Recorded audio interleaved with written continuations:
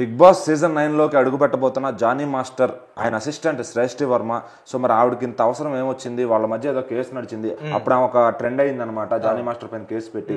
So మళ్ళీ ఆమె already సినిమాలు చేసుకుంటుంది, మళ్ళీ బిగ్ బాస్ 9కి రావడానికి గల కారణం ఏంటి? అయితే బిగ్ బాస్ అనేది మన టీవీ ఇండస్ట్రీలోనే బిగ్గెస్ట్ రియాలిటీ షో అనమాట. సక్సెస్ఫుల్ గా ఒక 8 సీజన్లు అయితే సక్సెస్ఫుల్ గా కంప్లీట్ అయిపోయాయి.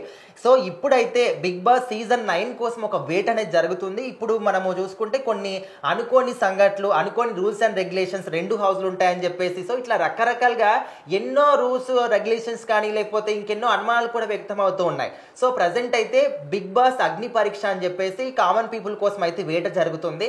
సో దీంట్లో ఒక 5 మెంబర్స్ అయితే సెలెక్ట్ చేస్తారని చెప్పేసి కూడా ఇంకొక న్యూస్ అయితే వినిపిస్తుంది. సో ఇప్పటికీ మనం చూస్తూ ఉన్నాం, టీవీలో కానీ, హాట్‌స్టార్లో కానీ, ఫేస్బుక్లో, ఇన్స్టాగ్రామ్లో ఎక్కడ చూసినా కూడా బిగ్ బాస్ అగ్ని పరీక్ష అని చెప్పేసి ఒక క్లిప్స్ అనేవి ఖచ్చితంగా ట్రెండింగ్లో నడుస్తూ ఉన్నాయి ఇప్పుడు. సో ఇప్పుడు ఇంకొక తాజా న్యూస్ ఏంటంటే, ఇప్పుడు మనకు బిగ్ బాస్ కావాల్సింది ఏంటి, బయట ఎవరికి ఫేమ్ ఎక్కువగా ఉంది, ఎవరిని తీసుకొస్తే మనకు టీఆర్పీ రేటింగ్ అనేది ఎక్కువగా వస్తుంది, ఎవరిని తీసుకొస్తే మన షోకి ఎక్కువగా పాపులారిటీ వస్తుందని చెప్పేసి చూస్తారు. కాబట్టి సో ఆటోమేటిక్గా ఇక్కడ బయట కానీ సోషల్ మీడియాలో కానీ ఎక్కువగా పాపులారిటీ సంబంధించినటువంటి వ్యక్తుల్ని ప్రిఫర్ చేస్తూ ఉంటారు.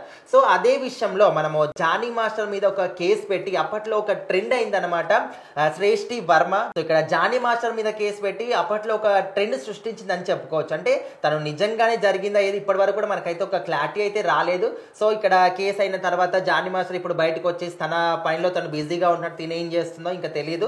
సో ప్రజెంట్ అయితే బిగ్ బాస్ లోకి అడుగు పెట్టబోతుంది శ్రేష్ఠి వర్మ, జానీ మాస్టర్ మాజీ అసిస్టెంట్ అని చెప్పేసి సోషల్ మీడియాలో ఒక ట్రెండ్ అయితే నడుస్తుంది. మరి నిజంగానే వెళ్తుందా లేదా అనే విషయం అయితే మనకు ఎవరికి కూడా క్లారిటీ లేదు.